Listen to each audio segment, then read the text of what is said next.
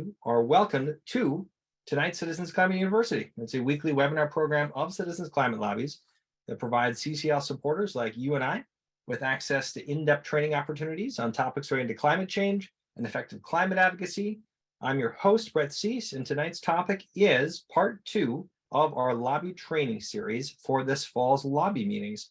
We're going to specifically be focusing on primary and supporting asks tonight, and we'll be joined by CCL's Vice President of Government Affairs, Ben Pendergrass, and Senior Director of Government Affairs, Jennifer Tyler, for a training that's going to review those updates and the context for our fall 2022 primary and supporting asks, as well as guidance for you and your lobby team as you plan your online meetings. So with that, though, I'd love to just welcome our 2 esteemed speakers tonight. We have the wonderful Ben Pendergrass, CCL's Vice President of Government Affairs, as well as Jen Tyler, CCL's Senior Director of Government Affairs. Both of them come from esteemed backgrounds on the Hill with plenty of experience working for members of Congress. And with that, I will let them tell a little bit more as we get started. But I'd love for all of you to know that if we've done our job well, our 3 learning goals tonight are to understand the current dynamics on the Hill and the opportunity for all of us as CCL advocates that we can play in our meetings within this lame duck period. We'll review what just happened with the election, what we know already and what we don't yet know. And we'll talk specifically about how our primary and supporting asks are going to set us up for success and how we can use them to accomplish moving our members forward with our lobby meetings. And to do that, we're going to have a pretty straightforward agenda. Ben's going to start by reviewing where we've been since June. We're going to then review the election, where carbon price fits in all this, the opportunity for a lame duck, what a lame duck even is, maybe for some of us. We're going to talk about our current asks and close out with a little video, putting it all into practice. But with that, thank you all so much for joining us. Great to see almost 200 of us already on the line. And I will pass it to you, Ben, to take it from here. Great. Well, thanks, Brett. Really appreciate that introduction, and welcome to everybody that joined us tonight. Really appreciate you joining us at this hour on a Thursday. First, I wanted to start with a little introduction of where we've come since June. You might remember the June primary ask was for Democratic senators and members of Congress to help America meet President Biden's climate pledge and to maintain climate ambition. Well, they did that with the passage of the IRA, the Inflation Reduction Act. It was one of the biggest climate bills in history. It was the biggest climate bill in history. And honestly, the tens of thousands of calls that CCL volunteers made over last year, the hundreds of lobby meetings they had, the relationships they developed over years helped us get to that point. It really was a really big climate win, and it's going to lay the groundwork for emissions reductions for years to come. We've already talked about this win a lot, so I won't belabor it, but it's worth revisiting because it is a big deal, and it really will impact the climate and clean energy debate and policy for the next decade. There's no getting around that. So that's where we left off in June. As part of that reconciliation agreement, Joe Manchin had a deal with Schumer to discuss energy permitting reform. There's some concern that Manchin and others have that even with passage of the IRA, we're not going to get some of these projects built unless we can build things faster and change the way we permit and cite energy projects. They had an agreement. They tried to include it in the end of the year continuing resolution and to fund government here that's going to expire in December. They thought they could attach it to that vehicle, which, unlike reconciliation, needed 60 votes and required the cooperation of Republicans. Now, Republicans were in a kind of sore mood a little bit from the process of reconciliation, which is by its very nature partisan. And so they were not much of a mood to hand Senator Manchin something that he really wanted, another victory so close to passage of the IRA. So really and truly, like, Republican opposition kind of killed that permitting side deal, even though it had the support of Majority Leader Schumer and President Biden and some members of the Republican conference in the Senate. But that was one of the big things that happened since June.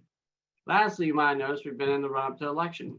So right after that, the Congress voted to fund government, and they got out of town. They've been gone ever since then. For some reason, they seem pretty preoccupied by keeping their jobs and or like helping other members keep their jobs And so they've been gone this entire time and will now only be back for the first time next week, start work again after the election. Now I'll turn it over to Jen for a couple of minutes to talk about just what exactly happened in the election and what it means to us. Thanks, Ben. And so glad to see all of you on here tonight.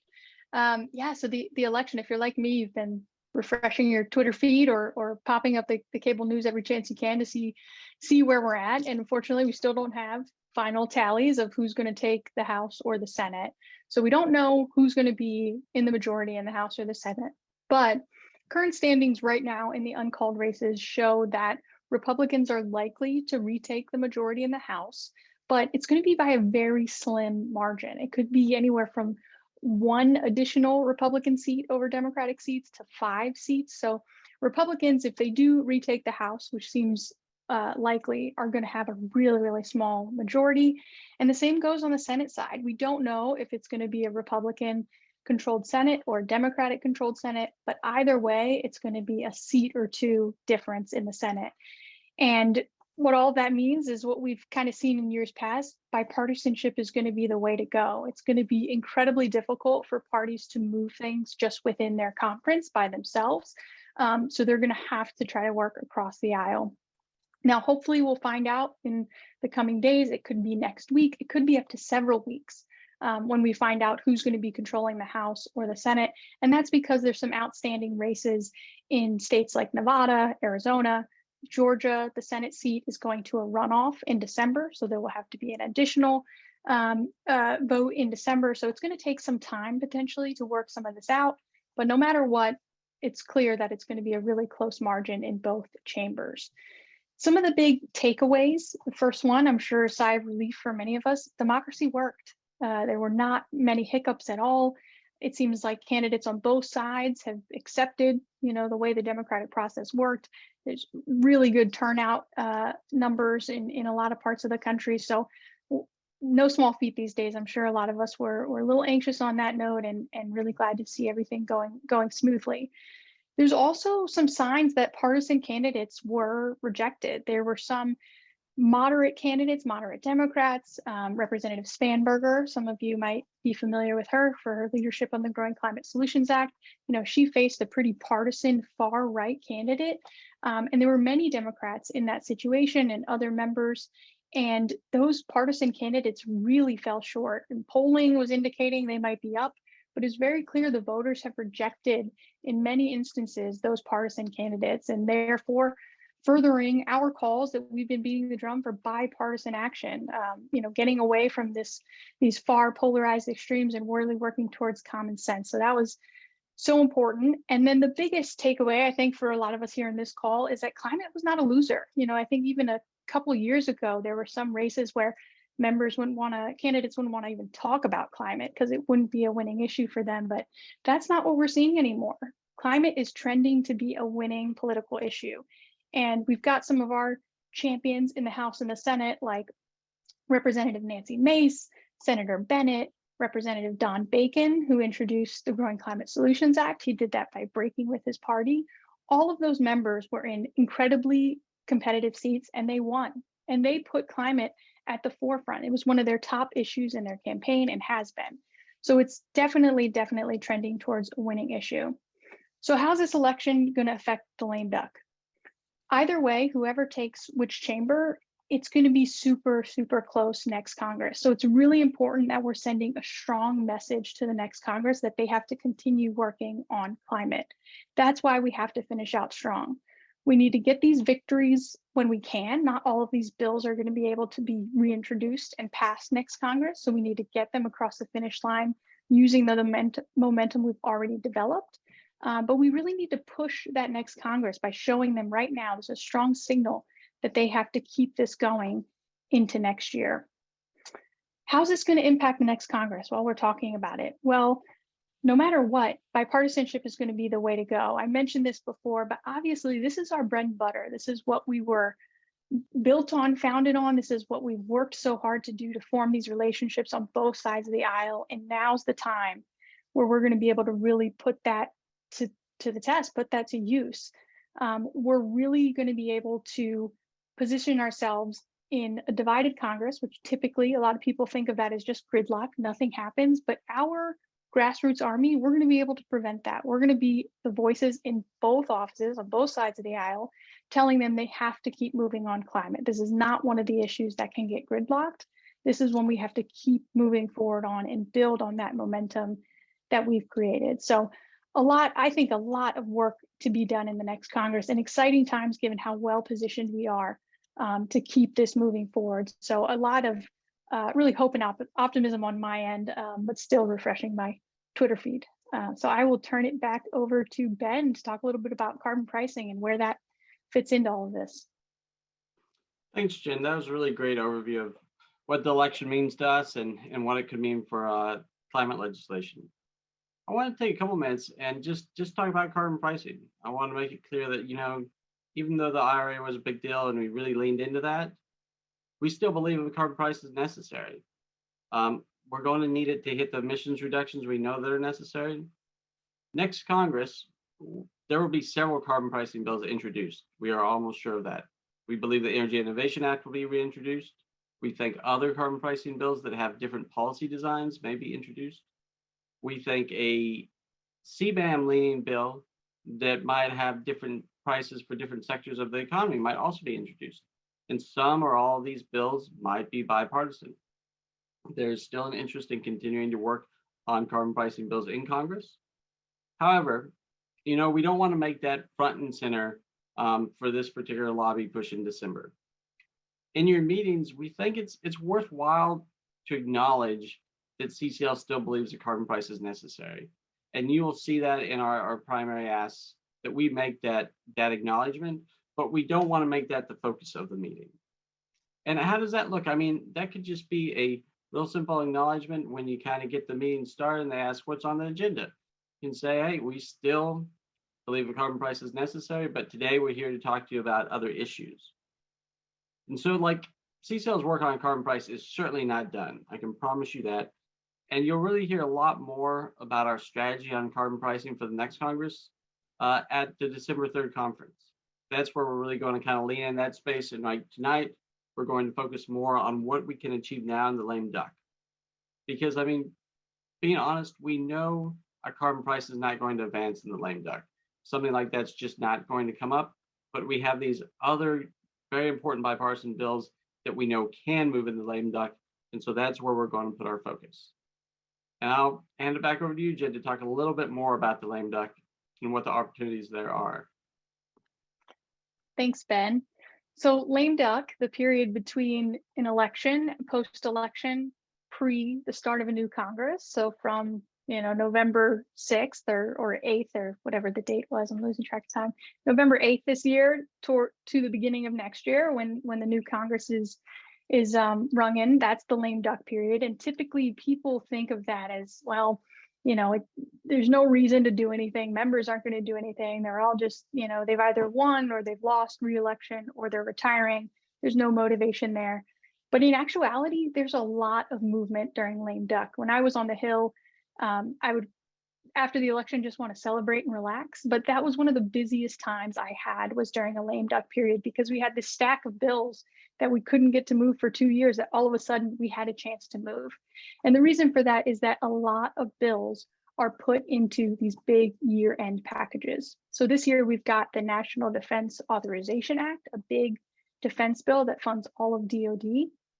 That's going to have a bunch of other priorities in it, not related to defense.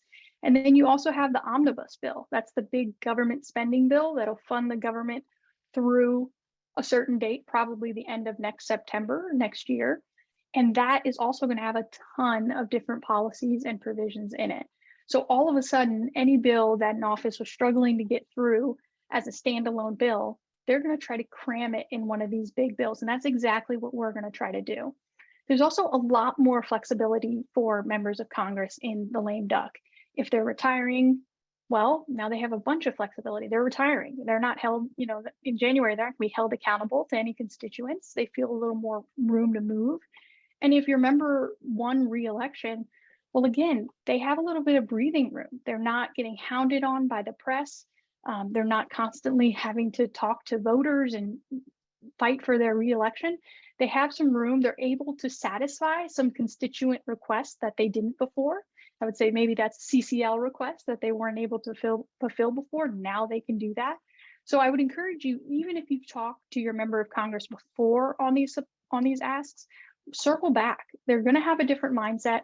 We've got some leverage here to say, hey, it's the end. This is the last chance you've got to satisfy this request we have. And chances are they're going to feel they have a lot more breathing room to satisfy some of these requests that we have. And lastly, there's a firm deadline. Members of Congress, they want to get out of town. They want to leave for Christmas. The last thing they want to do is be working over the holidays. So they might be debating RISE Act. Should we include it? Should we not include an omnibus? Someone's going to throw up their hands and say, just put it in there. I want to go home. I want to go home for Christmas. There's a lot of things that just get thrown in and done quickly because they want to leave for Congress and they want to clear the decks before the next one. They want to get as much out of the way as they can and start cleaning the next Congress. So talking about this lobby day going into our lame duck, now that we're all motivated and we realize all the potential that there is, we want to finish strong. This, like Ben said, it's been the biggest Congress for climate in the history of our nation, of the world. And this Congress, we're focusing on two major priorities. One, we want to reinforce with Democrats the huge victory that the IRA was. You know, we don't want that to go unnoticed. We don't want them to think we're just moving right along, asking them for more and more and more. We want to thank them and let them know we're with them. We're going to work with them to make sure that their vote and their continued support of the IRA doesn't go unnoticed in their districts, and that we're really going to be there as the IRA is implemented and make sure we're protecting it. So that's the first one if you have a Democratic member of Congress in the House or the Senate. The second priority for any member of Congress is we've got to get these climate wins across the finish line. We've got 3 outstanding bills that have a really good chance of passage: the Growing Climate Solutions Act, the RISE Act, and the NCARS, the National Climate Adaptation and Resiliency Bill. Those all stand a really good chance of being included in one of these year-end packages. So why these bills? Why are these bills important? Other than the fact that I just said we can get them across the finish line, which is huge. But these bills specifically, we want more climate wins. We want to set the foundation for next Congress. If we have these smaller, what I call smaller because the IRA was huge and a carbon price would be tremendous, it would be huge. These are smaller in scale, but these smaller victories make bigger victories like a carbon price easier down the road. We're building engagement with individual members. We're building coordination and collaboration on bipartisan climate action. And that's so important after the process of the IRA. It was very partisan, and obviously we supported climate action, but we want to rebuild those bipartisan bridges in Congress on climate. So it's so important that we keep focusing on our larger long-term goals, like Ben said, on carbon price. But right now, getting these smaller bills across the finish line in this lobby day, focusing on them, that's going to make next Congress getting these larger priorities further and further down the road. It's going to make it so much easier. So we're just setting the foundation here. And I'll let Ben take it over and talk about what those specific primary asks are going to be. Thanks, Jen. So let's talk about the primary ask. You know, traditionally we've had like one big primary ask. Because of the different segments and where these bills are positioned and who needs to engage and what the best strategy is to get them over the finish line, we're going to have 4 separate primary asks: one for Senate Democrats, one for Senate Republicans, one for House Republicans, and one for House Democrats. And so we'll start with the Senate Democratic ask. So, I mean, it's going to be we want to say thank you for the hard work you put in on the IRA. It was a big win, and we don't want to just not acknowledge it like Jen said. But we still want to put in there, we still think carbon price is necessary, just not the focus of these meetings. But the real message is, let's finish strong. This is the biggest Congress for climate action ever, and we can still do more. And the RISE Act and NCARS are well positioned. And really for the Senate, this is where the action is going to be on these 2 bills for the most part. They are best positioned to include them in the end of the year omnibus bill. There's some slight chance that something could be put on the NDAA, but it's much more likely that they're going to end up in the omnibus bill, and that's where we can put our muscle behind them.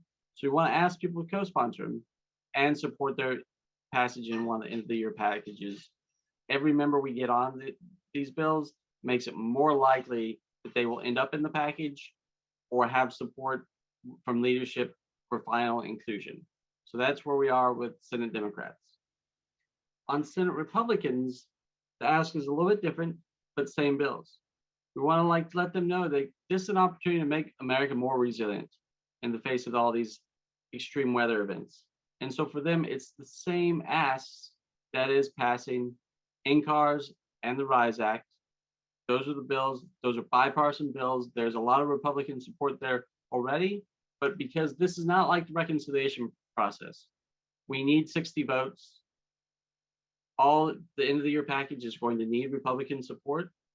And so every Republican on one of these one of these Taylor bills makes it more likely to end up in that final package.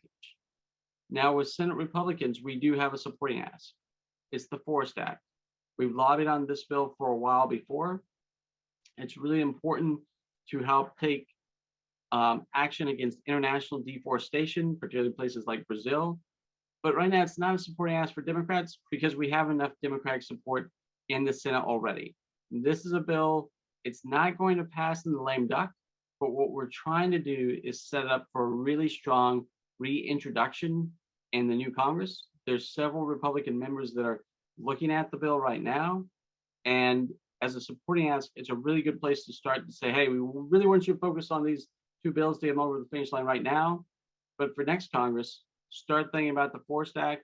We know they're not likely to co-sponsor at the very end of Congress, but we want to maybe come on right when it's reintroduced in January or February. So that's a really good supporting ask for Senate Republicans. For House Democrats, it's a little bit different. Still the message of like, finish strong and thank you for all your work on the IRA. And still an acknowledgement that we think a carbon price is necessary, but we want to focus on the Growing Climate Solutions Act.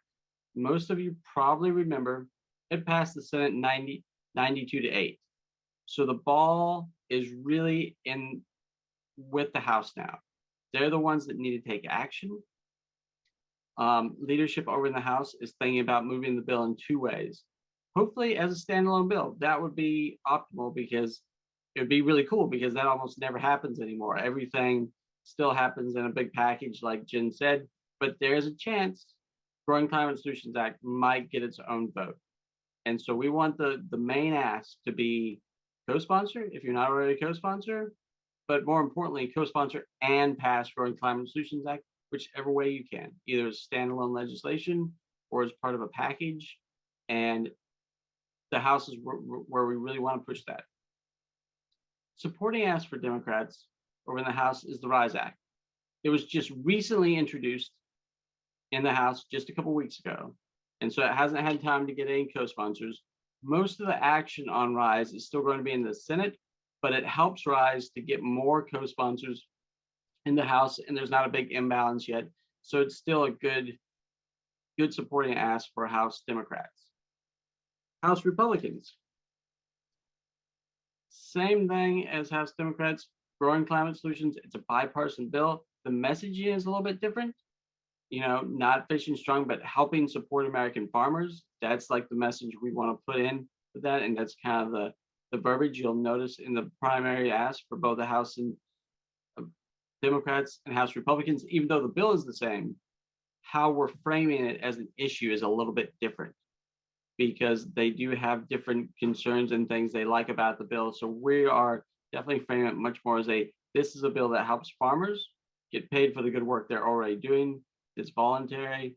We want to bring home that message. So still need every Republican vote and every co-sponsor to get over the finish line. So that's the primary ask. And with House Republicans, all the other bills, RISE, Forest, NCARS, you can use any of those bills as supporting asks. Those would all be helpful, but we still want the focus to be the Growing Climate Solutions Act, and the other bills can be simply supporting asks. And the last thing, this is not at all a CCL ask, but because we're talking about these bills are really the biggest climate things that will come up in the lame duck.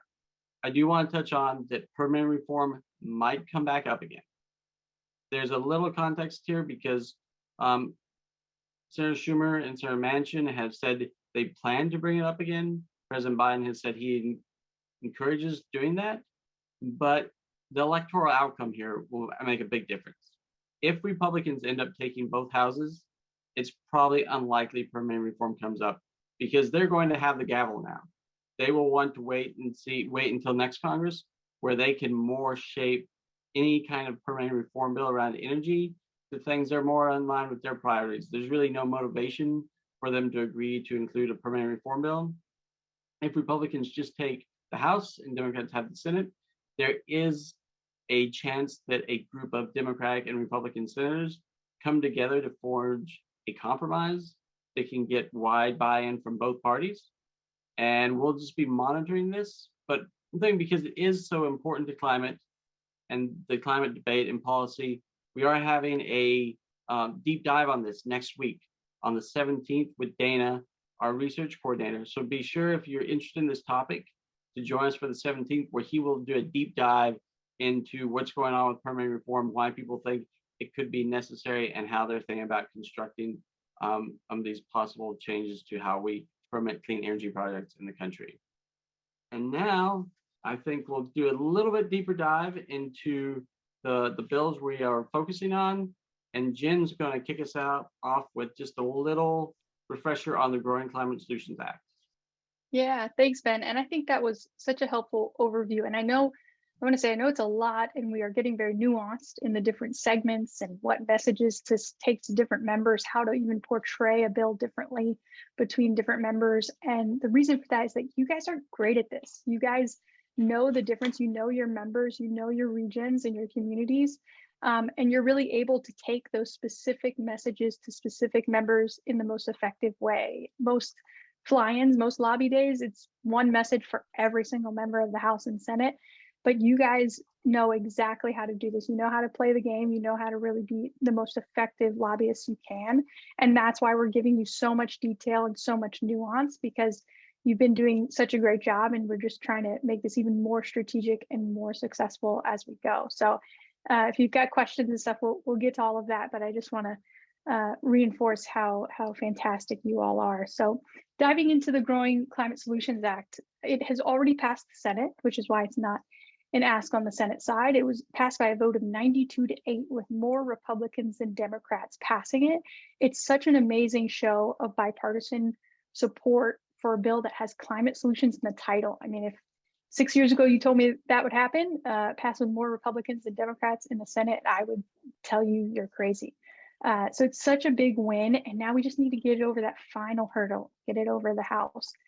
CCL, we've been supporting this. You guys have been working on this from the very beginning. Before it was even reintroduced, we've been working on it. So really the passage in the Senate is so largely due to everything you all have done. And now we've just got to take these final steps. As a little reminder, the bill helps farmers and forest landowners participate in carbon credit markets. It also gives USDA a seat at the table. So these markets are already existing. We're trying to help farmers and landowners participate in them, which is obviously good for the climate. It's good for reducing carbon, but it's also good for farmers and landowners from a revenue perspective. The significance of this is we want to get farmers on side with climate solutions. It's really built a bridge between the climate side of things and the ag sector. There's a bunch of ag groups, the Farm Bureau, Cattlemen's Association, who have engaged on climate in a whole new way because of this bill. So it's a tremendous victory in it by itself, but passage is going to be huge. We set this as a primary ask for House Republicans because we've received some word that there's been opposition by the ranking member of the House Agriculture Committee. So there's a holdup in the House due to House Republicans who don't want to pass the bill. So we really want to prioritize this if you have a House Republican member, and really focus on the benefit to farmers and ranchers. That's what, they care about their constituents. If they've got ag in their district, they care about those producers. That's the angle we want to focus on. Obviously, we love the climate side of things, but most Republicans are going to want to hear about how does it benefit their constituents. And lastly, there has been some opposition from progressive Democrats in the House, and that's really based on misunderstandings of the bill. So if you have a progressive Democrat in the House, they might be opposed to the bill, and you might hear that as you bring it up in your meeting. The reason they're opposed to it, there's some words out there that this bill would create carbon credit markets. It would be only for big ag or for factory farming. It would not benefit the little guys. And that's in no way true. What we want to respond to them with, or make clear if they don't bring that up, is just that these carbon credit markets already exist. They're already happening. Farmers and ranchers are already able to participate. What this bill does is it helps them participate. And most importantly, for progressive Democrats, it allows federal oversight of these credit markets. Right now, USDA, there's no federal oversight of this at all. So this bill would allow the USDA a seat at the table, and it would allow Congress to conduct oversight of these credit markets and make sure that it's not just benefiting factory farming, but that it really is benefiting everyone across the board. I will now move on to NCARS, the National Climate Adaptation Resiliency Bill. And the big significance of this is it really does increase bipartisan support for national climate policies.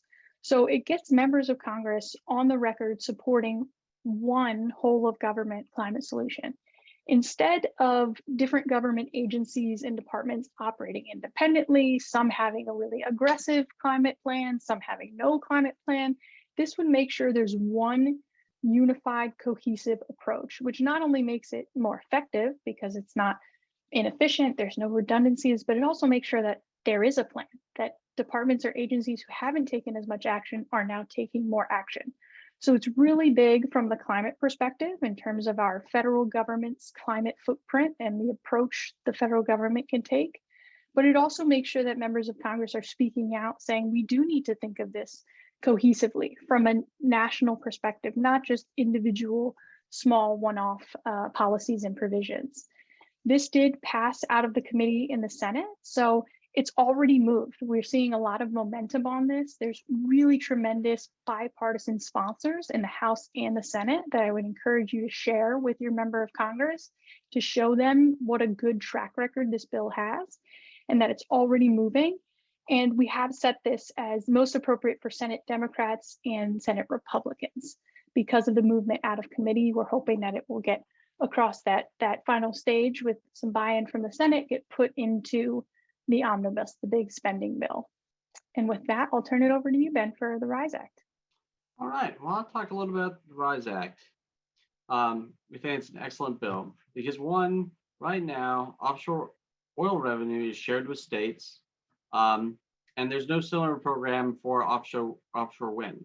So it really puts offshore wind and offshore oil development on different pages and have different motivations for the states involved. So this would set up a new revenue sharing program, very similar, almost exact to what now happens with oil, where 37.5% of this money is returned to the states, all for coastal resiliency funding. So we know there's a great need. We know even if we pass a carbon price tomorrow, there's still going to be these impacts on our shorelines and our coastlines. There's going to be weather impacts to these communities.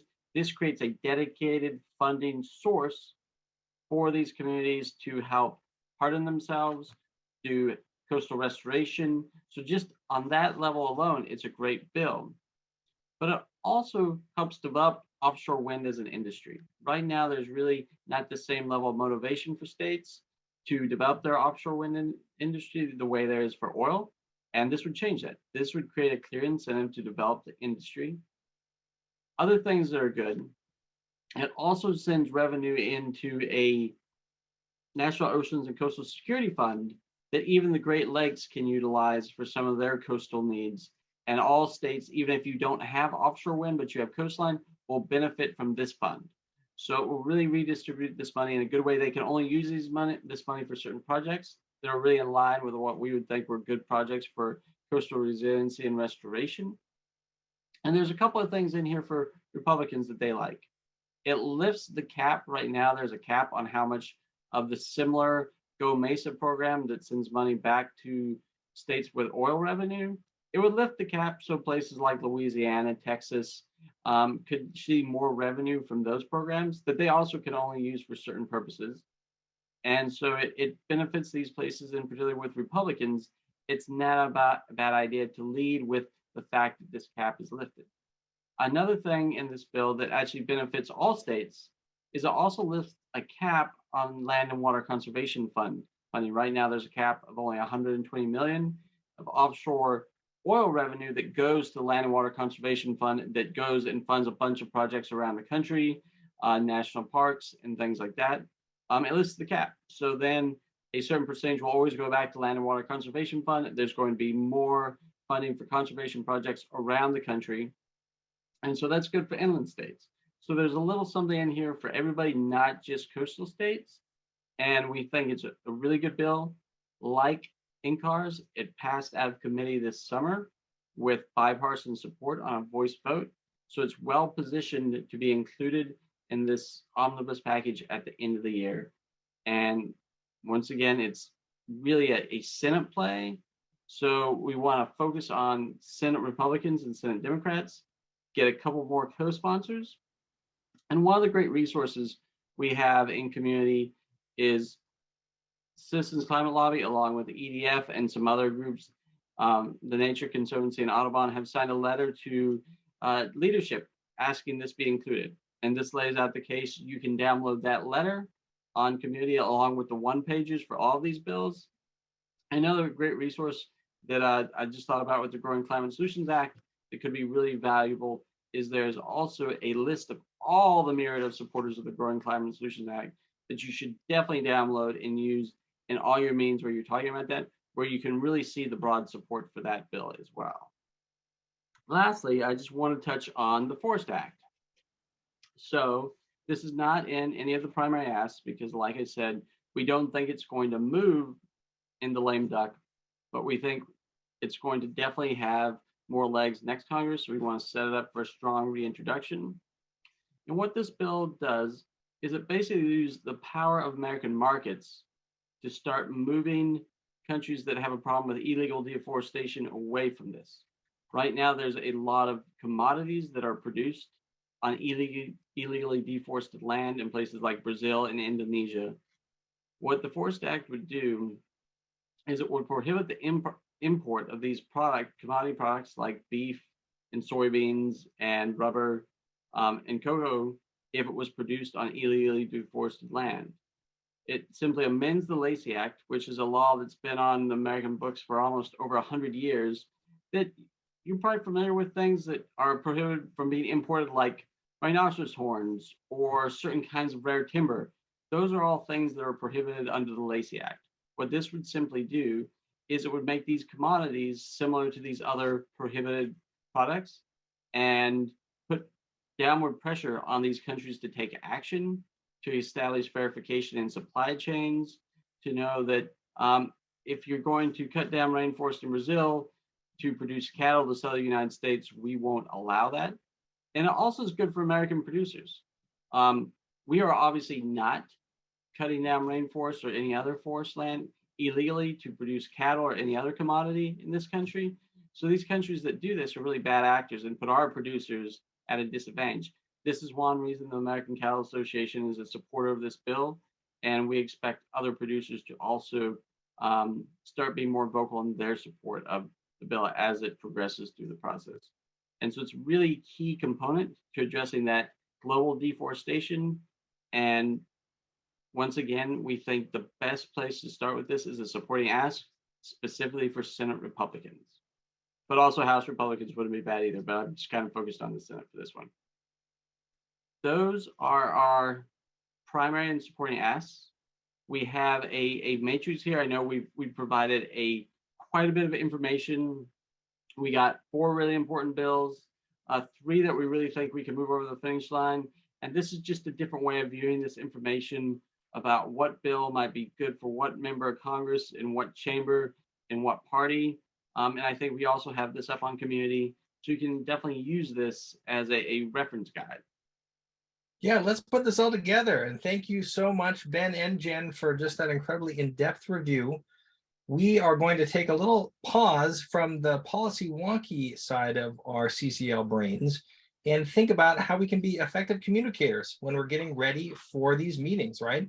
Because this is really what it's all about. How can we connect and move our members forward and help them feel listened to have them be better climate champions? So to do that, we're going to have a fun little 2-minute video that our wonderful effective communications action team just put together with a scenario that shows some of these key concepts that you can learn more about if you join their action team and find out more about what they're up to with the context of a quick meeting where you ask the member of Congress to support legislation for a carbon border adjustment. So I'll play this short 2-minute video to help remind us of the importance of open-ended questions, affirmations, reflective listening, and finding common ground. And then I'll pass it back to you, Ben, to wrap up the actual final summary before we go to Q&A. John, we really appreciate your meeting with us today. And thank you. Please thank the Congresswoman for her support of the Growing Climate Solutions Act. Your voice really matters to us. We really want to hear what you have to say on climate. Well, thank you. I appreciate that. And I'll be sure to share your kind words with the Congresswoman. Thank you for taking that back to the Congresswoman. And we were hoping today to talk about the carbon border adjustment mechanisms and also to figure out how we can help you with your goals. And to do that, we wanted to know, how do you think we could best approach our common goals of protecting the environment and our children?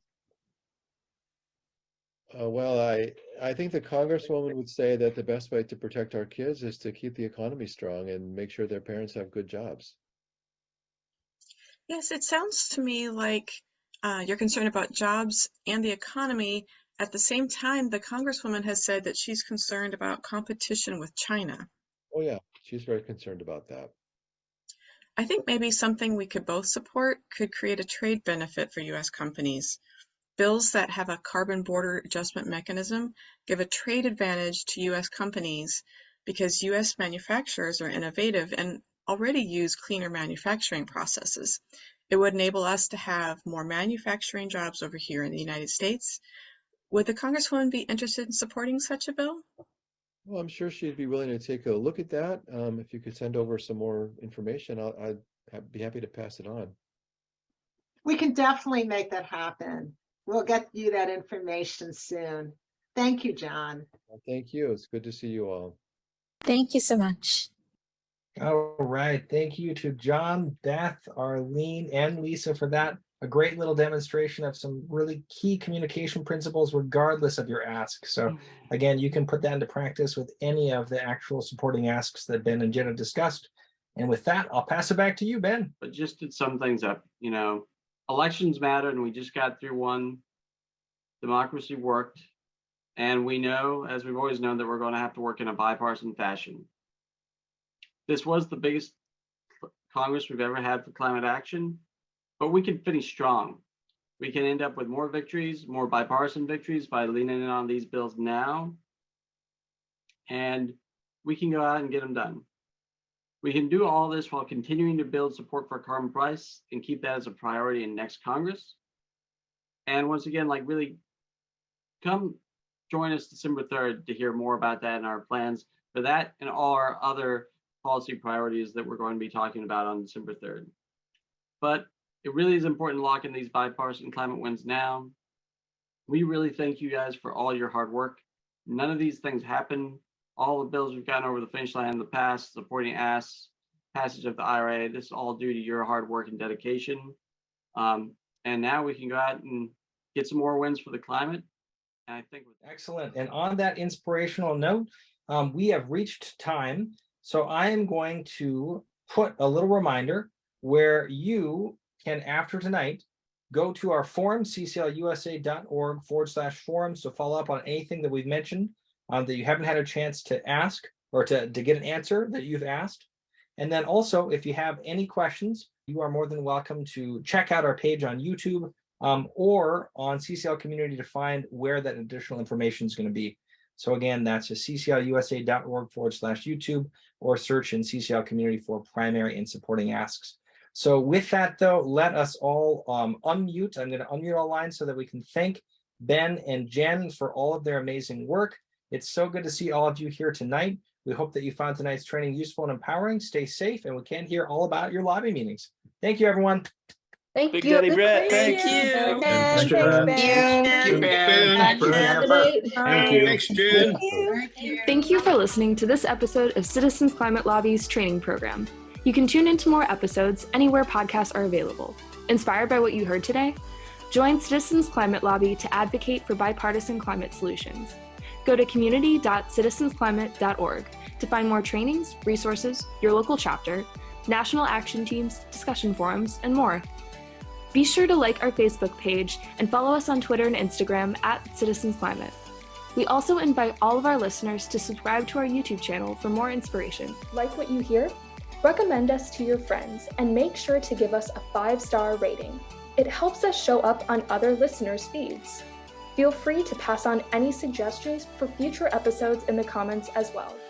And together, we are creating the political will for a livable world.